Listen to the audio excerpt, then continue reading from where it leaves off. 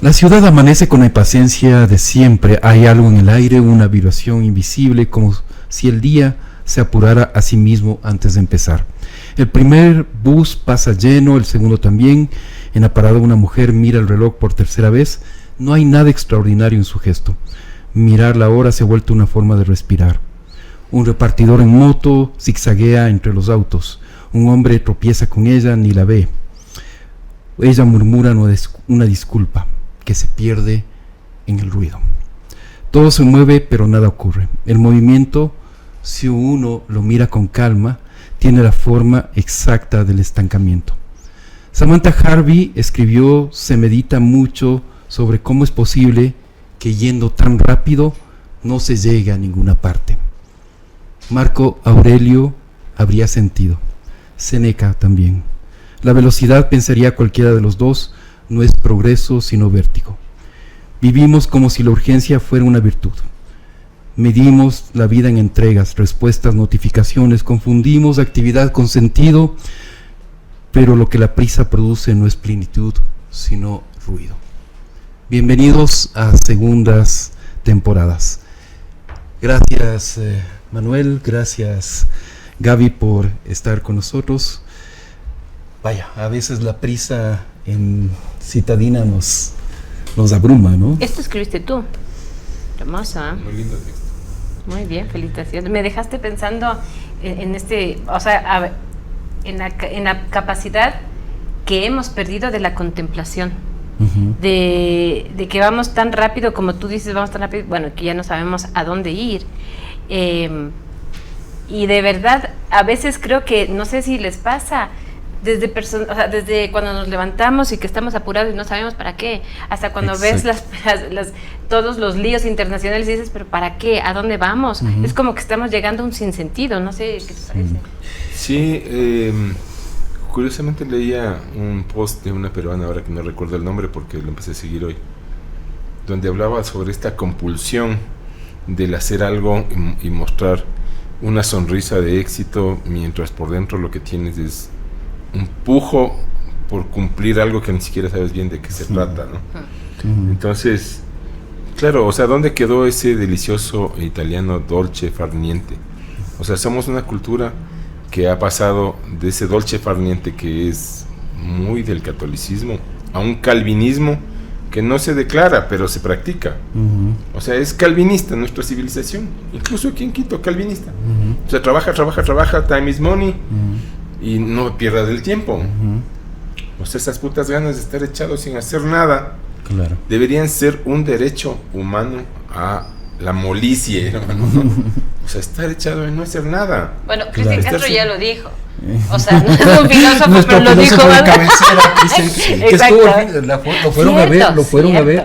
Y estuvo No. repleto, la gente está enamorada. No, O sea, yo no lo fui a ver. sinceramente, como uno hace con aquellos filósofos que quieren, no los va a ver. Claro, es mejor Los no declara conocer. muerto más bien. Ya lo convirtieron en leyenda. Exacto. Directamente, ya nos ahorramos cualquier cosa y directo a convertirlos en leyenda. Claro, o sea, todas estas hermosas frases de Manuel, para resumir en una frase de Cristian Castro, cuando le dijeron ¿qué te gusta hacer? Nada. ¿Y qué haces en tu casa? Nada. Y el periodista argentino dice, ¿pero qué hace? ¿Mira televisión? Nada. No sé si se acuerdan de esta película The Boy, Sí. que era con Hugh Grant, Claro. que el tipo básicamente no hacía nada, porque el chico le preguntó, ¿qué haces? Nada, o sea, el tipo vivía de las regalías de un villancico que había comprado su papá, manejaba un Audi TT y tenía un flat, pero a todo carajo, con un equipo de sonido increíble, pues no hacía nada, ¿no? O sea, hasta que encuentra un propósito en la redención de este chico nerd, regordete, exacto. y sin mucho claro. sentido del ridículo, que se parece mucho al niño que yo fui, ¿no? Sí.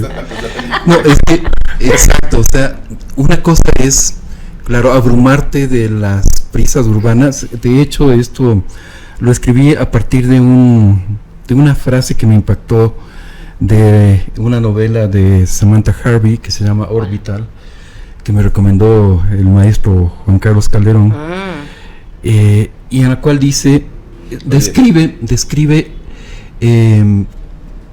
la vida de los astronautas y cosmonautas en la estación espacial. Y en una de esas frases dice, cuando describe, se medita mucho sobre cómo es posible que, yendo tan rápido, no se llegue a ninguna parte. Porque la estación espacial está da 300 vueltas a la Tierra durante el día. Es una velocidad impresionante, está todo el tiempo.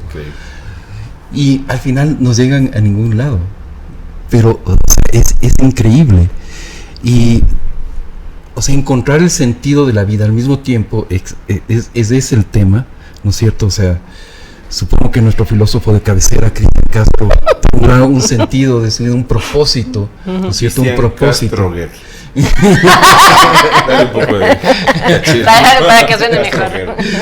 Tendrá un propósito de su vida, porque al final del día es eso, ¿no? Encontrar en el sinsentido un sentido, en el sinsentido un propósito. No sé al si final han leído, creo que es eso. Justo, y ahora porque no Y recuerdo perdón por habernos puesto así pero sí, bueno, es que queremos darle un sentido al alguna cosa, sí. Bukowski decía, ¿no?, que encuentres aquello que amas y dejes que te mate. No sé si lo encontró, algunos encuentran a Jehová en el fondo de la botella de whisky, ¿no?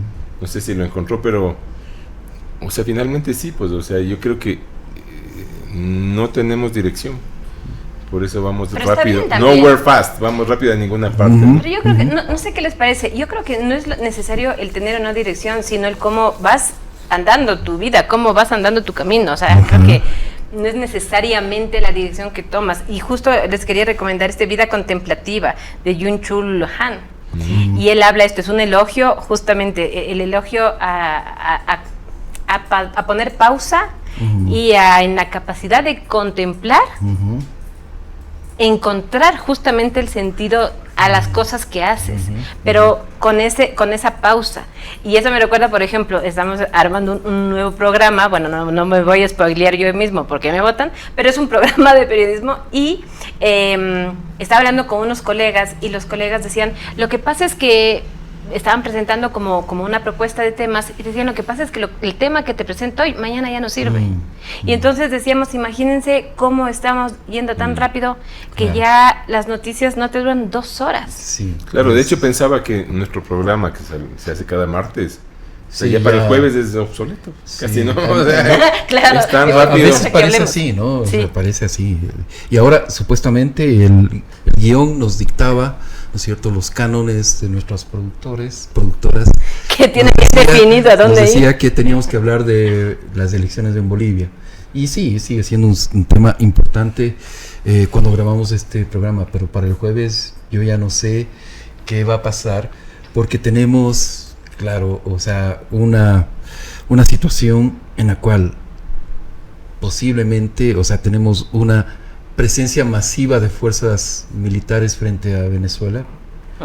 Leí ahora el último reporte de fuerzas militares y realmente es, o sea, quienes digan que esto es simplemente un tema de amedrentar y que no va a pasar nada, o sea, yo creo que están hablando de la nada, ¿no? No, porque, claro, en la estrategia de los Estados Unidos, que siempre son estrategias de largo plazo, o sea, como cuando capturas a un cartel, o sea, no capturas al final de la cadena, sino que esperas años hasta descubrir cómo es el entramado.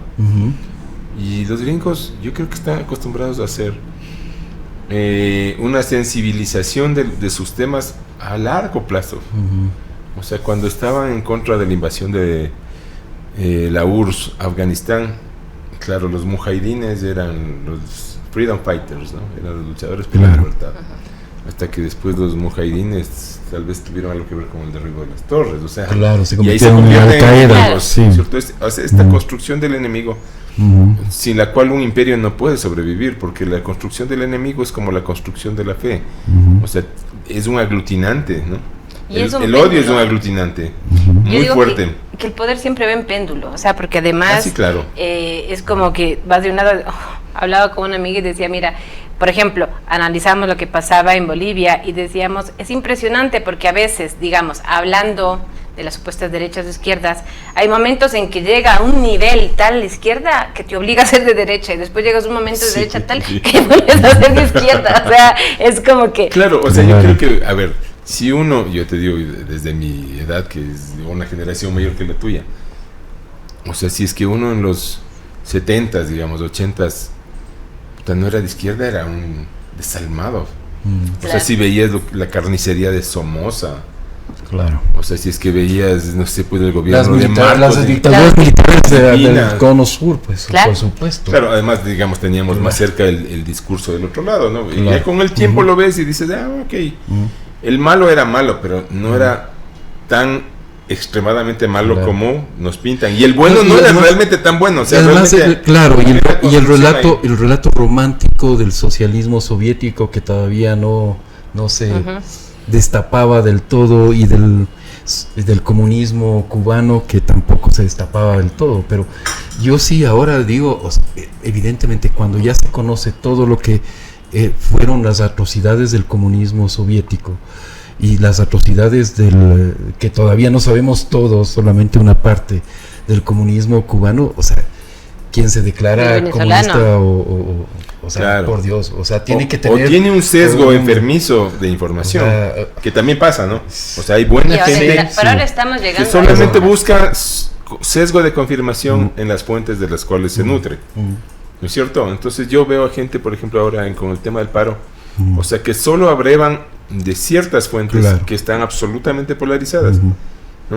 Y otras del otro lado. Entonces, claro, si quieres, digamos, tener una postura, o sea, Sí. contrasta un poco las dos. Pero yo ¿Cierto? entiendo Sí, eso, sí, eso sí. entiendo una coyuntura, o sea, perfecto, y es lo que conversábamos en el programa último cuando, ¿te acuerdas que me cuestionabas que por qué decía supuesto genocidio? Yo te decía, es que, bueno, todavía hay que...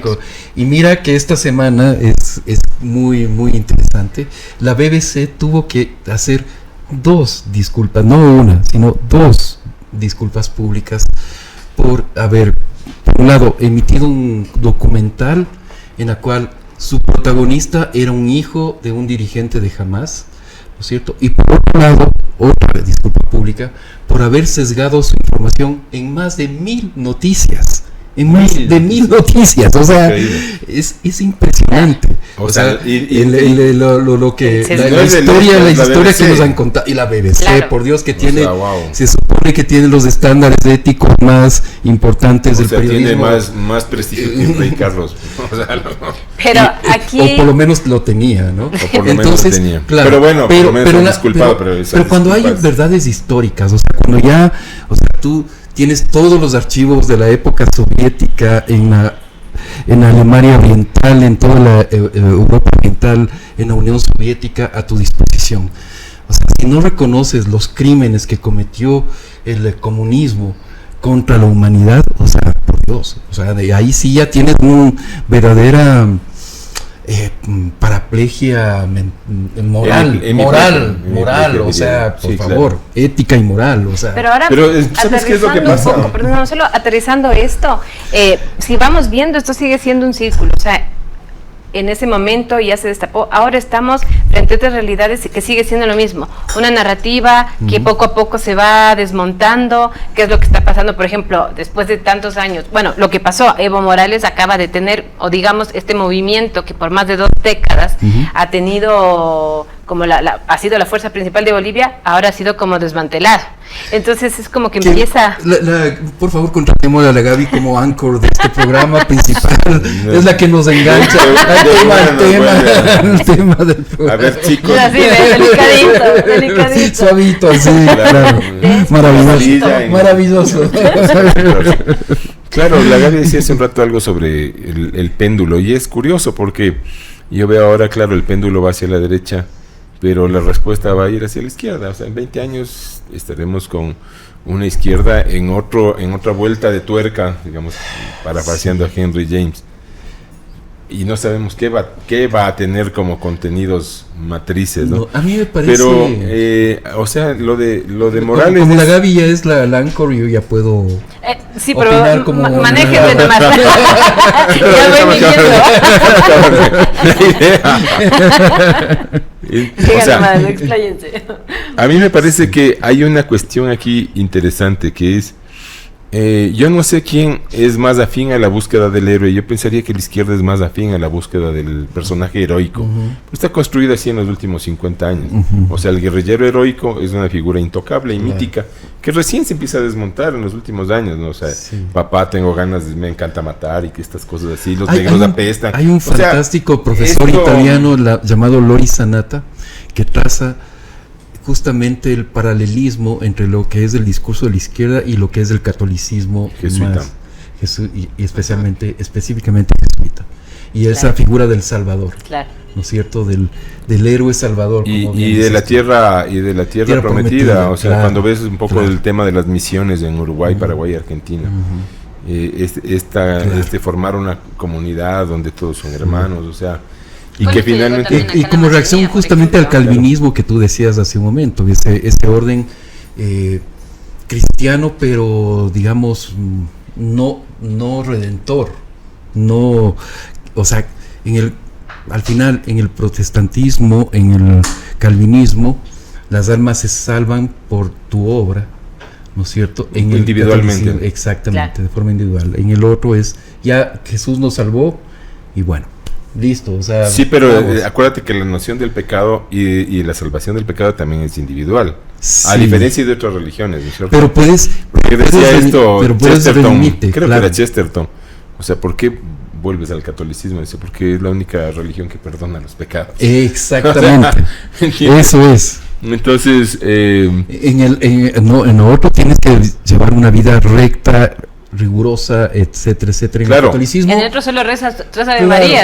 Exacto, pero compras las indulgencias o te vas a confesar y listo. O sea. Pero es que la diferencia es que el calvinismo valora como una bendición la capacidad de ser próspero.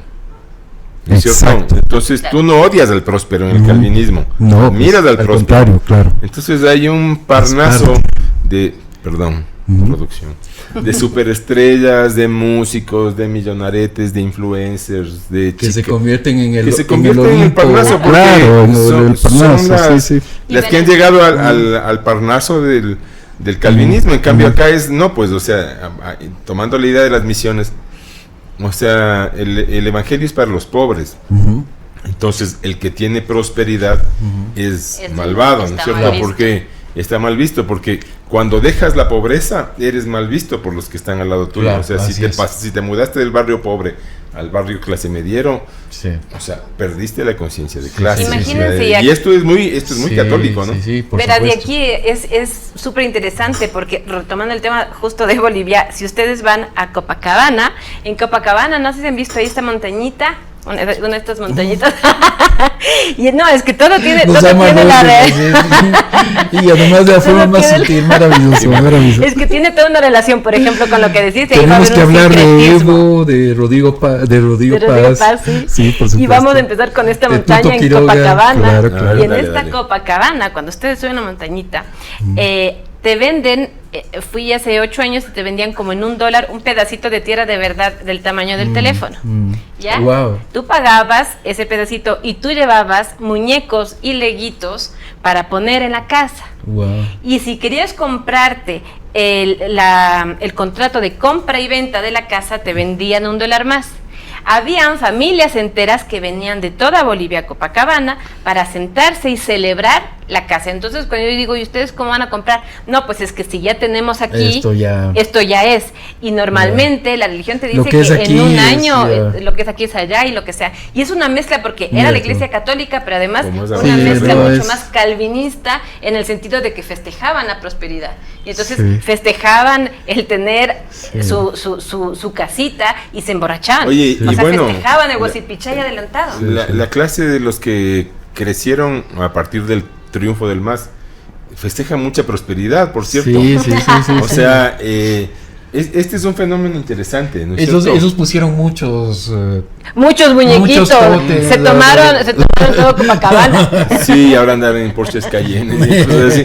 O sea, mejor no nombremos la soga en la casa del ahorcado. Claro, sí, bueno, ponte la bufanda.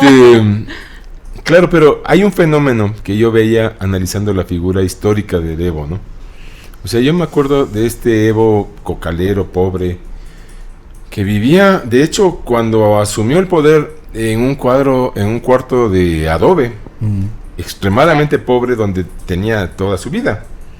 Y después de esta foto, ¿no? Del Evo recostado a 45 grados en un Learjet con decoraciones de nogal y doradas, o sea, yo creo que hay que tener unos arrestos importantes como para llegar al poder, acumular poder, tener el poder total y seguir siendo tú y no rendirte a tus placeres, a tus fisuras y a tus grietas, porque vaya. O sea, ese es un tema, le pasó todo tema, ¿no? Le pasa a mucha gente la ibris, izquierda, ¿no? La ibris, borrachera claro. del poder. Exacto. O sea, la borrachera de Evo es impresionante. Bueno, pero yo creo que están en Chuchaki, perdón. O sea, de todos, Sí. o sea, de todos estos líderes, o sea, por Dios. O sea, tú ves esa entrevista a Gustavo Petro hecho por el maravilloso periodista que es Daniel Coronel. Tú dices, o sea, por Dios, o sea, qué personaje, o sea, delirante, o sea, ese es un personaje. Delirante. Sí, eso O es sea, puede que ser. ni Gabriel García Márquez se lo pudo haber imaginado en sus novelas. No o sea, pudo porque no sabía que él era el último italiano. o sea, qué delirante. Es delirante y sus o sea, disquisiciones son... Y lo que te habla también es de un país delirante, con todo el respeto para mis amigos colombianos, pero, o sea... Bueno, veamos Por Argentina favor. también, en otra línea. Argentina En está otra igual línea, de- por supuesto. Por Dios, o sea, por supuesto, libre, ese personaje también. Ese O personaje sea, es América igual o Latina, delirante. América Latina seguimos siendo un continente de delirios. Pero yo le- Que Carlos Granes, precisamente, Ujú. qué bien puesto es el... ¿Granes o Granés? Granés, creo. ¿Granés? Granés. Granés. Ok, Granés. Carlos Granés, qué bien puesto el título a su libro, ¿no? El delirio americano. Delirio americano Claro. es El una delirio joya. americano. Claro. El delirio americano. Bueno, o sea, hasta ahora, ni ¿no? a Porque América ahí, tiene- yo ahí le están todas las recomiendo- raíces, ¿no? De Sí. la cultura y Voy a de botar y el del vaso para que me y escuche. del elite cultural. Cómo llegó al poder Es que político. tú eres narco, tú nos escuchas. Yo voy poniendo el tiempo. Tiene 2 minutos. Haga la repregunta. Perdón, creo que mi esposa te vea lo que decía. Me da culpa. Solo quería Dale. recordarles, Dale. hablando de libros, que también, por ejemplo, estoy releyendo Ñamérica de Martín Caparrós y es impresionante y les recomiendo a todos que lean este libro y van a entender mucho de cómo, por ejemplo, ahora está esto, ¿no? La figura del narco, que más allá de los problemas que existen de verdad en todo el consumo y producción, ya se vuelve una figura narco que, bueno, hasta lo dijo Rodrigo Paz, este no va a ser un país de narcotraficantes, lo que es, o sea, digo, irónico en el sentido que es el país donde más se produce coca, pero es como... No, Colombia, por favor. No sé, No, bueno, sí, sí, así, sí, Colombia sí, está sí, más sí, que... sí, que Bolivia. Claro. No, O Bolivia el segundo, muchísimo. pero... El récord mundial De producción. cada año de producción de Lo hoja va de coca. batiendo Colombia. Y eso es la consecuencia de la violencia, o sea, consecuencia de los cultivos masivos de hoja de coca en Colombia, es lo que pasa en el Ecuador. Así Ah, es. claro, y si no claro, lo entendemos sí, así, claro, no, o sea, no absolutamente. estamos entendiendo nada. Totalmente. O sea, Y pasamos además a cumplir un o sea, papel por eso me importante parece esta tan, semana. tan hijo de puta, perdón por el Vamos, hijo, ¿no? vamos. También, perdón por el francés, pero, o sea, cuando Petro, este delirante presidente que tiene Colombia, dice, no, es que Colombia está haciendo tan bien las cosas que ahora la droga se va por Ecuador. O sea, hijo de... No lo escuché, lo dijo así. Así, exactamente así. Bueno, al menos es sincero, ¿no? Digo, hablemos de Ok. No, Está bien. Sí, se va por Ecuador. Y la victoria maravillosa de Rodrigo Paz fue... No, digo, no lo defiendo, pero digo, es terrible, pero a veces sorprenden que personas como, por ejemplo, también se me viene Milei, o digamos, en El Salvador, Bukele, pueden llegar a ser tan crueles y a la vez estas personas pueden llegar a ser tan sinceras en su crueldad o en su delirio. Sí. O sea, Claro, no pero- tienen ya como... Pero a ver, hay una cosa es ser transparente y cruel si quieres, ¿no? Claro, ajá, me parece Pero hay cruel. formas mucho más violentas que son encubiertas por perfecta caballerosidad y finalmente terminan en unas masacres horrendas o en unos estados, digamos, de sumisión asombrosos. O sea, yo pienso que las formas, ya, digamos, pasado los 30, debes aprender a reconocer que las formas en política no siempre se corresponden con las realidades políticas, ¿no es cierto? Entonces, volviendo al tema de lo que tú hablabas del péndulo, o sea, analizaba yo que tuviera una circunstancia, los socialismos del siglo XXI, súper favorable, que fue la subida de los precios de los hidrocarburos. Claro, en el caso del gas boliviano, claro. en el caso del gas boliviano, tener a Lula al lado y tener a Kirchner al otro lado para vender el gas en condiciones todo, claro. beneficiosas. Aparte, claro, esta acción que también la hizo Correca, o sea, vamos a nacionalizar la producción de estos pozos o de estas fuentes de gas natural de LPG, ¿no es cierto? Entonces, claro, pasas de recaudar 2.500 millones al año, como el caso de Bolivia, a recaudar 2.500 en el siguiente año. Y, claro, ahí viene el punto de quiebre, o sea, ¿tienes un economista keynesiano o tienes alguien que siembra el petróleo, como decía nuestro Bombita, ¿no es cierto? Entonces, claro, la siembra del petróleo tendría que ser para generar prosperidad a través de libertad económica y permitir, digamos, el despegue económico del país, porque esta dependencia de los hidrocarburos, nefasta para Bolivia, o sea, creo que siguen teniendo el precio del combustible a 50 centavos el galón, el precio de Venezuela, que es tan irrisorio que ni siquiera saben el precio, y el precio que se está actualizando aquí recién. Pero esta bonanza petrolera, que es esta maldición del tesoro, ¿no es cierto?, hallado, se le pasó factura a Bolivia, porque finalmente esta aparente riqueza que es temporal empieza a generar una clientela política, que es repartir bonos, repartir regalos y obra pública, y claro, y al final te quedas estancado porque el país no despegó, que es lo que le pasa al Ecuador. Estamos pagando la factura de la farra de la década robada, ¿no? O sea, tuvimos dos farras. Tuvimos la farra en el boom petrolero, y ya tuvimos una farra ferroviaria. Pero sí se sembró. No O sea, sé. toda la estructura de carreteras se Es de hizo esa bajo el época. gobierno de Rodríguez Lara. Ya, pero igual. La refinería de Esmeraldas, que es el principal activo mecánico del país, se hizo en la dictadura. Se empezó con Rodríguez Lara y se acabó con el triunvirato de Poveda. Van a poner nuevos curos. No, sí, es verdad, pero sí hubo también farra. O sea, estuve justamente en este programa de año en año y vamos viendo un poco la historia, y al final es impresionante. También hubo problemas de corrupción, desfalcos, un mal manejo de dinero. O sea, sí hubo esto. Y claro, pueden ser lo mismo. Hacían carreteras, pero se fregaron la plata. Y después volvimos a vivir un segundo desfalco petrolero. Pero Y ahora las lo que está proporciones son pasando- Exacto. las proporciones claro. son agrólicamente Sí. mayores. Eso de acuerdo, y, de acuerdo. Y aquí valga un paréntesis para recordar la figura de Guillermo Rodríguez Lara, que tiene casi 100 años o más. No sé Sí. en Sí. actividad, pero él, Yo creo que sí. y O sea, hasta vivo hace al unos menos. 4 años todavía pasaba manejando su Ford F100 del año de la Cocoa, y libre de toda culpa, salpicadura y mancha. O sea, un tipo realmente Era otra época especial, también. ¿no? Y yo creo que lo que hicieron los militares, por ejemplo, para administrar el petróleo, fue absolutamente diferente de lo que se hizo en la gran farra petrolera, el correísmo. Te digo porque yo lo conocí más o menos de cerca. O sea, por ejemplo, la refinería de Esmeraldas, consorcio Sumitomo Chiyoda, costó $180 millones. La remodelación de la refinería de Esmeraldas, mal hecha, incompleta y riesgosa, costó $2.200 millones. O sea, no tiene proporción. En ese mismo año, Estados Unidos fabricaba refinerías a $100 millones, refinerías importantes, con costos $100 millones. ¿no? A nosotros nos costó 2.200 y el terreno de la refinería del Pacífico.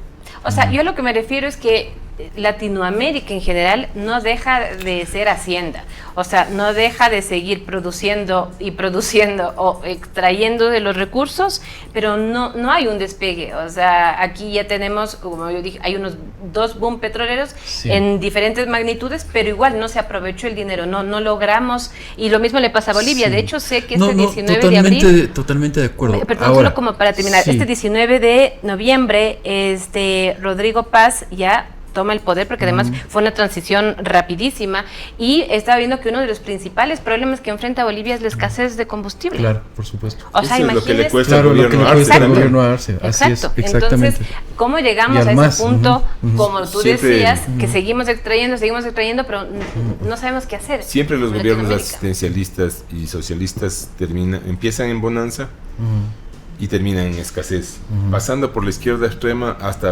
hasta Alan García, que tuvo un año donde salió y se convirtió en héroe latinoamericano, porque dijo: yo no voy a pagar más que el 10% de la deuda del servicio de la deuda, ¿no es cierto? Y al año siguiente quebró y mandó a la hiperinflación al Perú. Y en su segunda presidencia la hizo en un tono absolutamente más de mercado, ¿no? Entonces, finalmente yo creo que es esto, ¿no? O sea, la factura te la termina pasando el asistencialismo y el pensar que el Estado puede generar algo. El Estado no genera ni un centavo de riqueza. Que es, yo creo que parte del mismo problema. O sea, retomando el hilo de lo que tú decías, Gaby, o sea, finalmente sí, hay un proceso de, digamos, de que América Latina ha malgastado sus recursos naturales.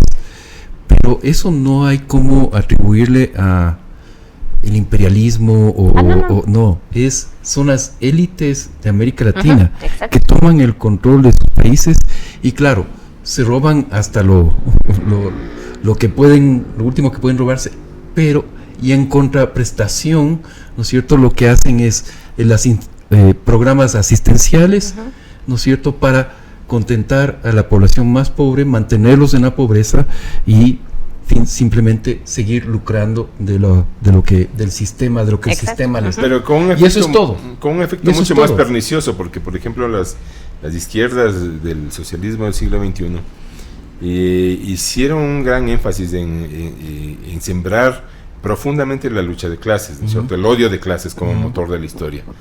Entonces, claro, una vez fracasados sus modelos, digamos, ya no queda dirección hacia el socialismo, ya los pueblos no avanzan hacia el socialismo, pero queda sembrada la semilla del odio de clase.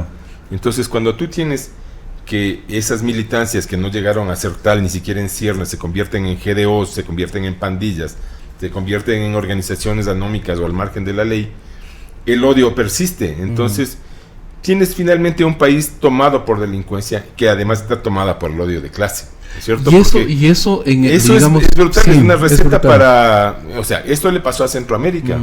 O sea, El Salvador vivió antes de Bukele todo este odio de clase y estas guerrillas y contraguerrillas que se transformaron en bandas de cuatreros, de asaltantes, en ladrones de autos, igual que en Guatemala. O sea, Guatemala, Honduras, Nicaragua vivieron ese mismo proceso. Nicaragua contenido porque, claro, tienes una dictadura brutal, ¿no? Pero es lo mismo que le pasó a Colombia también, digamos, cuando ha habido... Es que ahí el crimen organizado es del gobierno, pues, o sea, como en Venezuela. Claro, pero digo, como en Cuba, como en Venezuela, la lucha armada, ¿no es cierto? Y esos pasan a la clandestinidad como grupos armados de delincuentes, contraeros, secuestradores, vendedores. O sea, eso es lo triste. O sea, no sembraste un camino direccional hacia tu modelo económico y social, pero sí sembraste el odio. Entonces yo veo que hay crispación en América precisamente por el odio, y quien está poniendo a la derecha de nuevo en el poder son las generaciones jóvenes, son las generaciones que ya no se reconocen en una identidad abstrusa construida en los 80s desde Rusia y desde Cuba. Ahora se reconocen en una identidad global y aspiran a lo que la juventud aparentemente global tiene. Claro. ¿Cierto? Entonces, creo que eso es ahora, lo que se está haciendo midiendo, el papel, ¿no?, que hacía la Gaby hace un momento, o sea, al final del día sí es una buena noticia para la región, me parece a mí, que haya ganado en Bolivia Rodrigo Paz. Y lo voy a explicar de la siguiente forma. Más que Tuto Quiroga, que era una opción más radical hacia la derecha libertaria, ¿no es cierto? Más en la línea Milei. Yo creo que es una oportunidad que tiene Bolivia, que es la que tuvo, de alguna forma es la que tuvo Ecuador, ¿no es cierto? Y que la malgastamos, en el sentido de que tuvimos la oportunidad de desmontar el correísmo por vías democráticas, de desmontar el correato por vías democráticas. Y al final del día, esa opción, yo creo que a estas alturas ya no existe en el Ecuador. Y estamos viviendo la opción del desmontaje de un autoritarismo vía la imposición de otro autoritarismo. Y Bolivia, el camino que está tomando, ¿cuántos años después de Ecuador? ¿De 8 o 9 años? A ver, claro. De 17 al 25. 8 años. 8 años, ¿no es cierto? Es un poco eso, darse la oportunidad de tratar de construir una institucionalidad, reconstruir una institucionalidad democrática, tratando de llevar un modelo, digamos, de alguna forma socialdemócrata. ¿Y crees ¿no que de alguna manera se ha desmontado el movimiento de Evo? O sea, que sí el MAS, a ver, hay mucho, o sea, los seguidores de Tuto Quiroga dicen que ha vuelto a ganar el MAS, ¿no es cierto? Yo, de hecho, le he escuchado a amigos bolivianos lamentándose porque dicen que el electorado del MAS se fue con Rodrigo Paz, ¿no es cierto? Y eso va a determinar que en realidad el MAS siga en el poder de alguna manera. Poder. Nosotros que ya vivimos eso, ¿no es cierto? Es decir, un gobierno correísta, heredero del correísmo, claro, y de forma mucho más directa. O sea, Lenín Moreno fue el delfín de Rafael Correa, ¿no es cierto? Y al final Lenín Moreno es un personaje que de alguna forma tiene una lucidez, más allá de todas las críticas que se le puede señalar. Él se da cuenta muy rápido que no puede continuar con el modelo correísta, porque el país no aguanta más del correísmo duro, ¿no es cierto? Y da un vuelco. Acá en Bolivia me parece que es otra cosa, porque no es un delfín de Evo ni de Luis Arce. Y además ¿no es cierto? Vicepresidente viene de una contestación fuerte desde el interior de la policía, y se ha hecho una figura política, habiendo nacido en 1985, no recuerdo el nombre ahora, sí, una figura pública denunciando la corrupción policial. Dentro de la policía, así es. Entonces yo creo que ahí hay un contrapeso también. Esta figura del whistleblower que se vuelve en contra de la institucionalidad corrupta, que también tenemos aquí algunos, ¿no es cierto? Algunos son fallidos, o sea... La mayoría fallidos, claro. Sí. Pero... no vamos a citar nombres, pero... Sí, pero yo creo que también representa a un sector de juventud que tiene otras presiones, ¿no es cierto? O sea, no creo que el indigenismo de comunismo andino está muerto en Bolivia. O sea, creo que está muerto. O sea, de hecho, la votación es humillante. 24%, ¿no? Es humillante. Entonces, o sea, la gente quiere modernidad, quiere salir de esto, pero no nos olvidemos que Bolivia es una sociedad que tiene organizaciones no necesariamente partidistas súper poderosas. Claro. Sí. O sea, ¿qué es el padre del presidente Rodrigo Paz, Víctor Paz Estensoro, fue presidente en otros momentos en Bolivia, claro, y no hubiera podido existir sin por ejemplo, la Central Obrera la COB, ¿no es cierto?, claro, de Juan Lechín Oquendo, que fue uno de los líderes de los años 50 en adelante más influyentes en la política latinoamericana. Bolivia, ¿no es cierto? O sea, se le viene difícil, yo creo personalmente que no se le viene tan fácil, porque sí hay grupos de poder que van a estar ahí. Y el ajuste que tienen que hacer en Bolivia, o sea, lo de Ecuador es un chiste, claro, al lado de lo que tienen que hacer, claro, en Bolivia, porque como tú dices, o sea, carecen hasta de combustible. O sea, la situación es terrible. Y yo creo que mucha gente... En semanas anteriores ya estuvo negociando con empresas norteamericanas el suministro inmediato de combustible. Y de Uruguay entendí que entonces, habían estado negociando. Yo creo que entraría con pie derecho, como le pasó a Lazo, no quiero hacer comparaciones odiosas, que entró teniendo un acierto tenaz con el tema de las vacunas. Entonces, si acá logra digamos, superar el tema de los combustibles, va a empezar con un buen capital político. Claro. Pero yo creo que no va a poder gobernar sin ese 40% y pico de Quiroga. Claro. O sea, no va a poder gobernar porque es muy fuerte y además queda a la saga, digamos, como siguiente posible sucesor.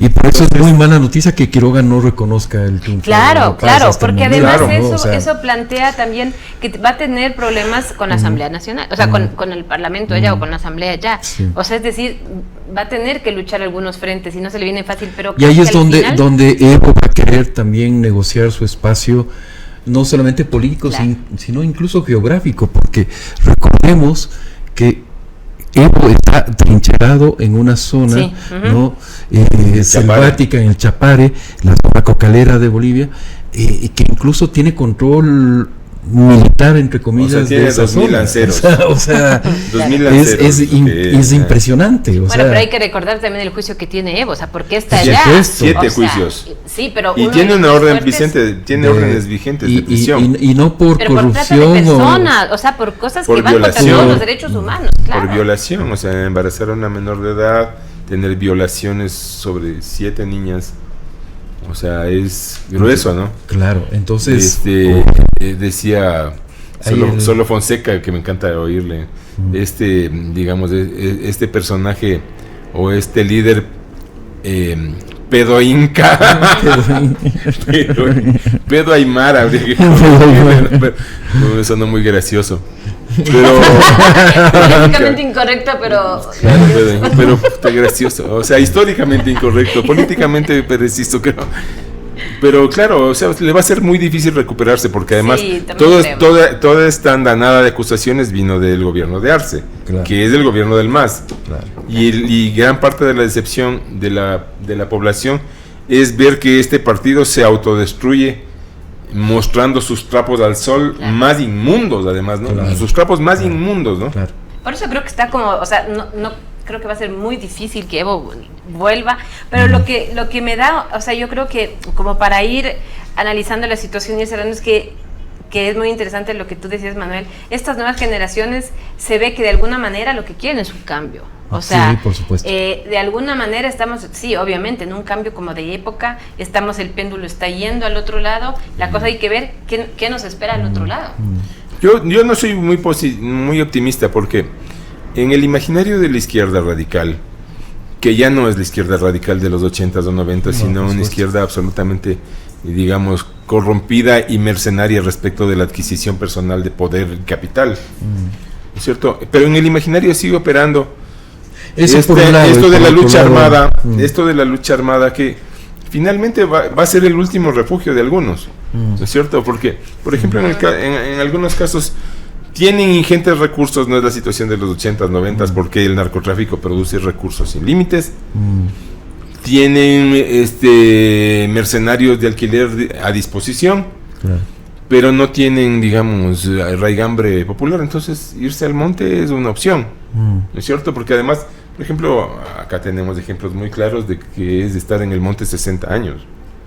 Pues en Colombia están desde el asesinato de Gaitán, y siguen, y ahora es la segunda Marquetalia, ya no es la primera Marquetalia, y la disidencia de la disidencia de la disidencia, y el Frente Oliver y el Frente no sé qué, disidente. No, y de hecho hay analistas que hablan o sea, el futuro de Colombia pasa por la reactivación de las FARC y las ELN que nunca se desactivaron, o sea, al final del día están ahí.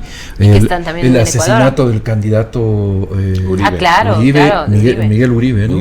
Miguel Uribe está ahí directamente relacionado con eso. Quizás lo que pueda cambiar toda la ecuación, no sé si para bien o para mal, o sea, hablando en términos de democracia y derechos humanos, puede ser una intervención militar. Volvemos al inicio de Estados Unidos en Venezuela, que cada vez se ve más cercana, ¿no? Eso puede cambiar realmente, patear el tablero, porque es un punto de giro en la historia porque además si llegara a suceder. Estados Unidos acaba de declarar a su gobierno que Petro es un líder narco igual. Claro, o sea, ya le puso. Claro. Al mismo nivel y que viene además de estructuras criminales claro. financiadas por el narcotráfico históricamente. ¿No? Pero dice esto en un tuit, y curiosamente al día siguiente, Daniel Noboa hace un tuit en inglés, un X en inglés, diciendo: nosotros, presidente Trump, estamos votando todo en la guerra contra el narcotráfico y estamos conteniendo. Entonces, me parece una movida sagaz, porque el día anterior le quitan a tu vecino los fondos, claro, y ahora el que estás peleando eres tú. Entonces acaba de haber una inyección de fondos. No sé, ahí yo tengo mis serias dudas sobre la efectividad, y con todo respeto, de la diplomacia ecuatoriana, de quienes están en las embajadas en Washington y de quienes tienen a su cargo la dirección de la política exterior ecuatoriana. No hay visión al respecto, y por eso es que Ecuador nunca ha tenido realmente asistencia de Estados Unidos, digamos, importante. Siempre nos han tirado migajas. O sea, hay que ser sinceros. O sea, sí, pero nunca antes habíamos sido el mayor puerto de exportación de la cocaína del mundo. Nos viene acá el comandante de la Cuarta Flota, del Comando Sur, a decir: sí, les vamos a dar 5 millones en drones. O sea, por favor, o sea, Colombia les acaban de quitar 680 millones de dólares, que esa era la inversión anual. A Ecuador en 20 años no les han dado 680. No sumarían eso. Pero a ver, es la primera vez que tienes a un presidente que habla directamente con la cúpula norteamericana, y que además está emparentado familiarmente y se ha criado ahí. 45 ya vamos. ¿Y a dónde vamos? La pregunta. Ya nos cae la noche. Y la primera vez que pasamos al frente, digamos, noticioso, de importancia geopolítica, porque somos el mayor puerto de exportación de cocaína del mundo. Sí. Entonces yo creo que ahí hay dos factores. Hay unos factores. En el momento en que se llegas a producir una sucesión violenta en Venezuela, eso nos va a llegar. A nosotros nos va a llegar de alguna manera. Para bien y para mal. Yo creo que mucho más para bien. O sea, las condiciones podrían ser muy favorables para el Ecuador en ese sentido, de recibir mayor asistencia. Mi punto es que no tenemos la política exterior necesaria para aprovechar ese momento de estamos preparados. Eso ojo, pero acuérdate que hace 3 o 4 días le acaban de poner arancel cero para el banano, el cacao y camarón. Cero arancel. O sea, si eso no es un guiño del gobierno de Estados Unidos. Sí. Claro. Todos los guiños que quieras, pero, o sea, insisto, no tenemos una política exterior con visión, y no lo hemos tenido durante los últimos 20 años. O sea, ¿quién ha pasado por Cancillería, por favor? Claro. O sea, no tenemos una política exterior. O sea, yo creo que ecuatoriana. Han pasado 5 gobiernos y sigue la misma vocera, hermano. O sea, yo creo que a lo que se refiere igual César es que al fin y al cabo podemos tener las mejores condiciones para negociar, que capaz que no lo sabemos hacer. Exacto, exactamente. Y en todo sentido, ojo. O sea, Ecuador es un país, o sea, qué lindo que nos den el guiño, ¿no es cierto? Pero Tratado de Libre Comercio, olvídalo, pues. O sea, no nos subimos al tren en su momento, y es difícil que lo vayamos a tener en un momento en el cual tratados de libre comercio es mala palabra en el Congreso de los Estados Unidos. Claro, no lo vamos a tener. O sea, nos van a seguir dando guiños, ¿no es cierto?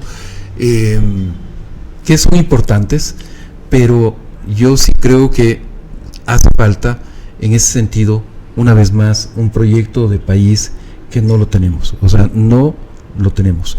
Y eso sí hay que plantearlo claramente, y con eso quizás terminamos. Y les quiero pedir sus opiniones al respecto, porque decíamos hace unos días, y dentro del marco del análisis que hemos hecho de la región, ¿no es cierto?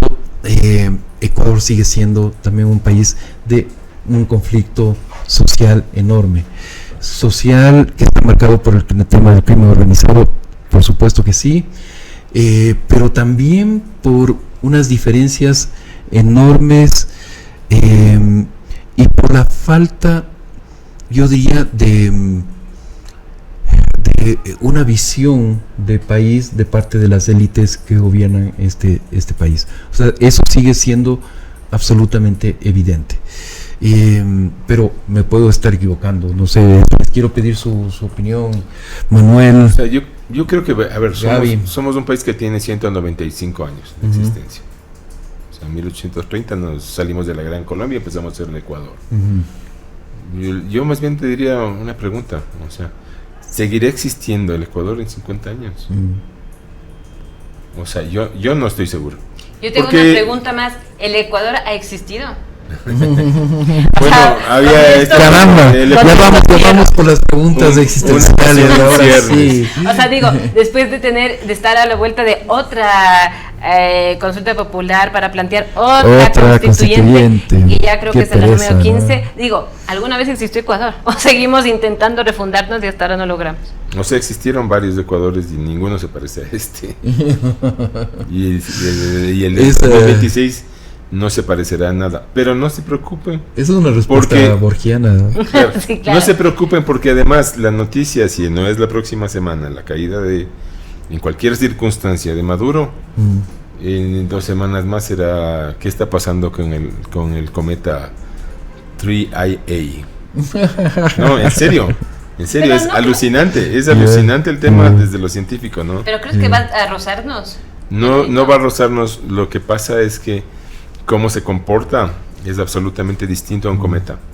Entonces, por ejemplo, hoy tarde se publicaron fotos donde el cometa normalmente tiene una cola, eso es lo que define el cometa. Por supuesto. No, esto tiene hacia adelante una estructura y pasa delante del Sol y genera una especie de escudo delante del Sol al orbitar el Sol. Entonces, Avi Loeb, que es uno de los mayores astrónomos del mundo, tiene sus serias dudas de que este aparato sea realmente un cometa. Claro, porque químicamente tampoco es un cometa. Químicamente tampoco es un cometa. Y entonces, ¿qué es el pedido de tanta gente con los memes de Diosito, ya llévame? ¡Manden el asteroide! No sé, la historia está el Rappi astral, dice. El Rappi astral. O sea, viene conducido por una banda. Viene conducido por un venezolano. Con cariño para mis amigos venezolanos. Me encanta. Cada vez estamos más delirantes. Así está el mundo. Exacto, no somos nosotros, es el mundo. Exacto, querida audiencia, no somos nosotros, es el mundo el que está cada vez más delirante. Gracias en todo caso por escucharnos, seguirnos, vernos. Bienvenidas por sus críticas, comentarios, insultos, no mentira, insultos no son bienvenidos, regalos, auspicios y por supuesto suscripción.